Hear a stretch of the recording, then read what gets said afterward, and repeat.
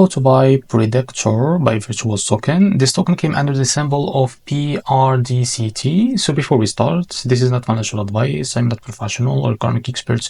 So before investing in any project that you find on my channel, please do your own research. Now, to be able to buy this token, before that, go and check Derek's account, as you can see, and keep following the updates about this token. This is most important. Now, before going and buy this token, go and this token, as you can see, it's available on the screener. So to be able to buy this token, just go and copy the token address from here. And remember, this token came under the base network. Now for that, I will use Bitget wallet. You can use your wallet for that for sure. Now select first the network. It will be base. Now click on this plus icon to add it to your wallet. Now paste the token address, as you can see. So this is it. Now let's click on this plus icon and go back to your wallet.